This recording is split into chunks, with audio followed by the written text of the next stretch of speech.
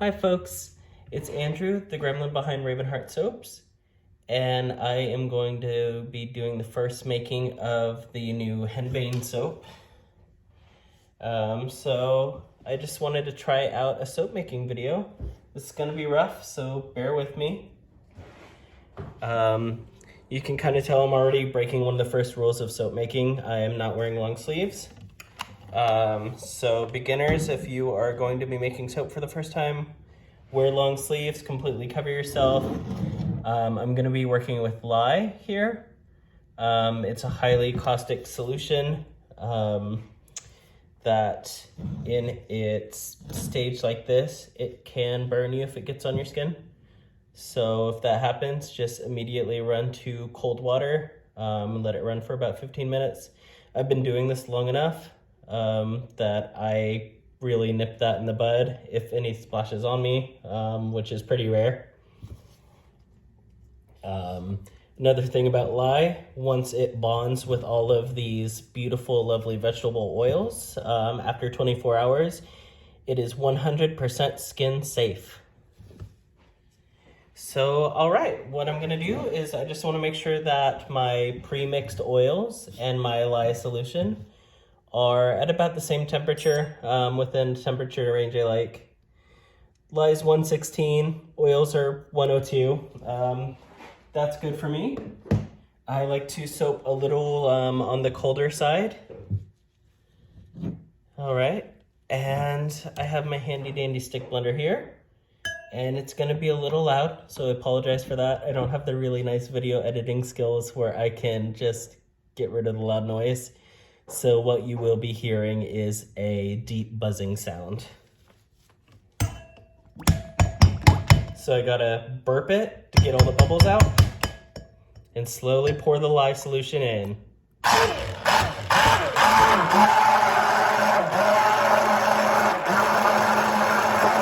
I start to slowly blend it up.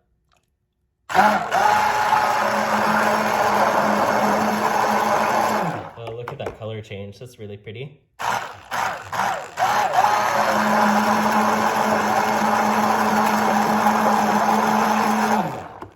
You can see there's some bubbles, I'll take care of those later.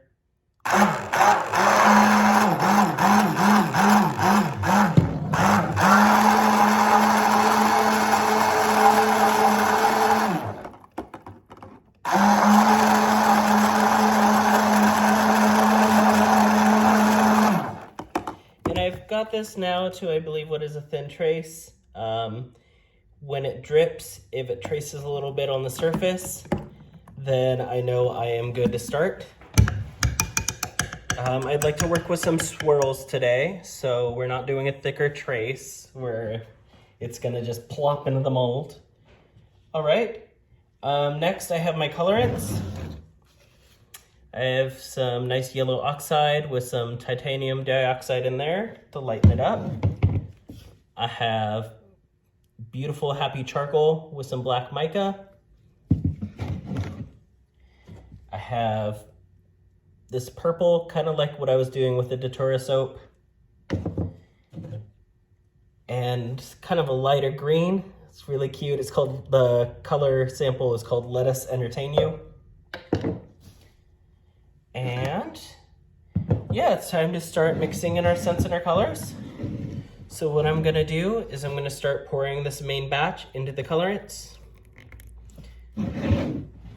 I'll do a little at a time, depending on how much I want of each color. Oh, over poured that one, that's okay. I just want a little bit of each.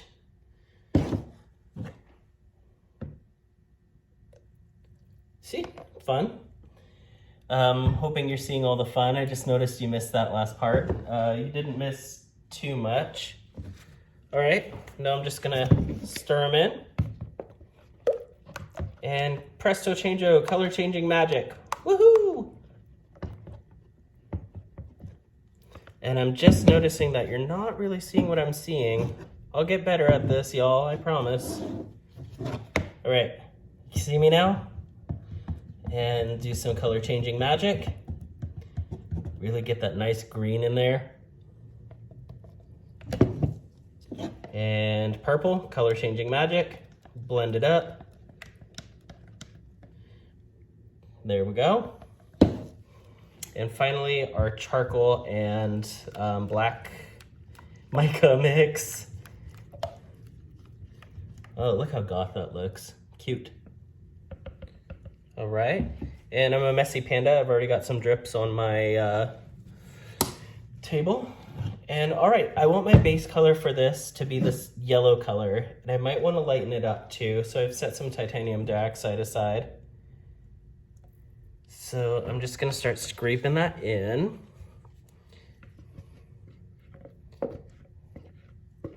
It's a little more gold than I was hoping. I wanted to do like this baby yellow. But sometimes adventures take us to really cool places. So we're not gonna judge it on this. All right. And I have my scent here, and it is cedarwood and sage. And I don't even know how to explain this one, y'all. It just smells really nice. Slightly floral. Well, actually, it's largely floral, slightly perfumey. And I've never worked with this scent before, which is strike two of doing a soap video. So folks usually say like, oh, if you're doing something new, don't video it. But let's live dangerously. Yeah, that's the yellow I wanted. Thank you, universe. All right. So I am just gonna get my handy dandy stick blender here. Pop it in, and we're gonna immerse the colorant fully and the scent fully.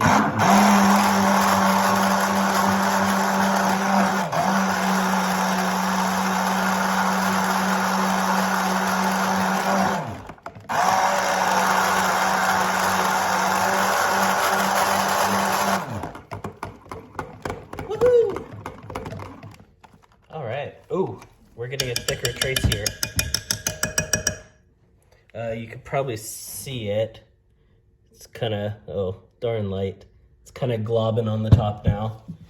I really smell it now. That's pretty nice. What I'm gonna do is, I think I'm going to do a pot swirl. So I'm taking these and I'm just putting them kind of like a star at 4 or 5 points. I guess that's not really a star if it's less than 5 points. If I had video editing skills, there would probably be writing at the bottom of your screen that said Andrewisms. Because I apparently don't know how shape works. Okay, cool.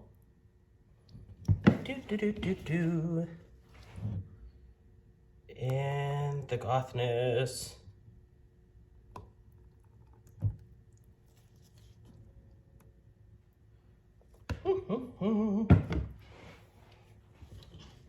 I'm unsure if other soap makers are cringing right now watching this.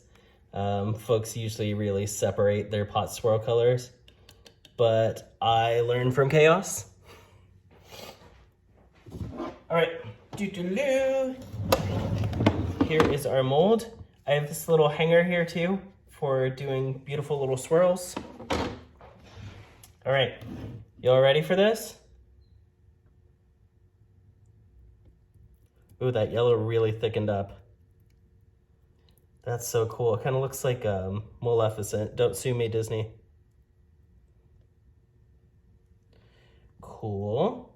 Where is my blender? I want to blend that color up a little more. So I'm just popping a little bit more black and purple and green.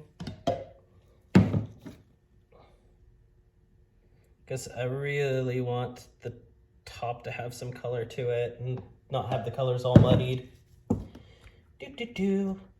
Use my little chopstick tool here, swirl it up. Oh, I should give you a warning before these. Again, I'm still learning. I am tapping air bubbles out, so I just kind of tap it on the table. That's probably loud, sorry. Woo, plop it in. And then I scrape my friend here. Really get all of that soapy goodness out of here. I do not like to waste. And it's not fair for folks using the soap because you should have the most maximized soaping experience that you can.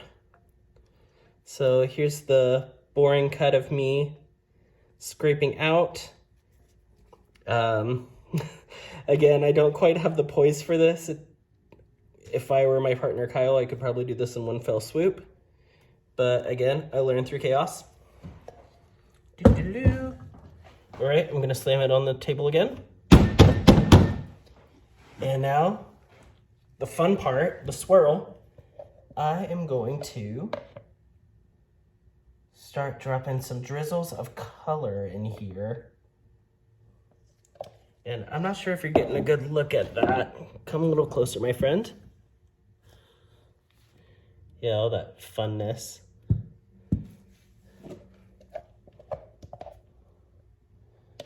This green's kind of cool.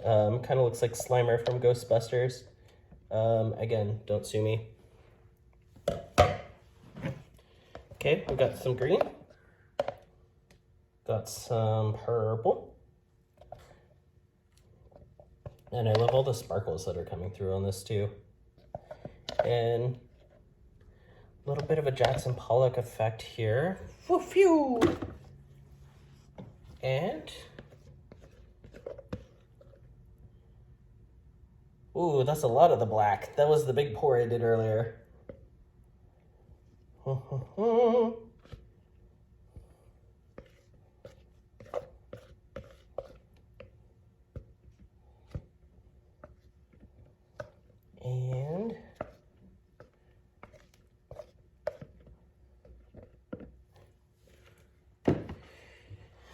And last but not least, I'm just reintroducing some of the yellow because I have covered a bunch of it.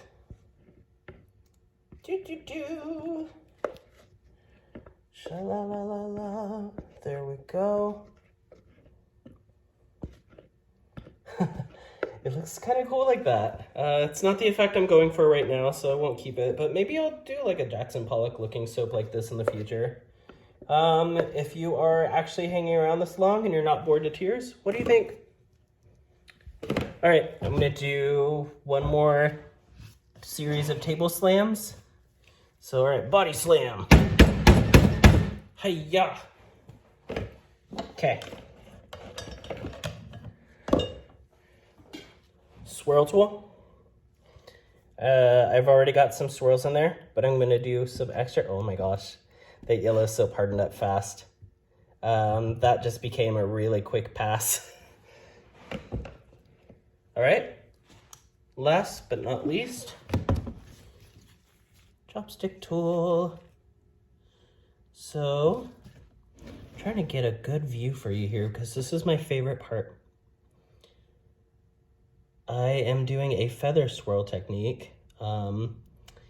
I really overuse this technique, but I love it so much. It's really meditative. It brings me joy, a lot of solitude. And other fancy words for it just makes me happy. All right, my colors are starting to muddy because I could do this forever.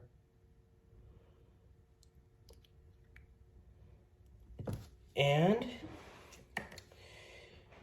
oh, I left it in the house. Usually I'll do a spritz of rubbing alcohol 3 times within an hour.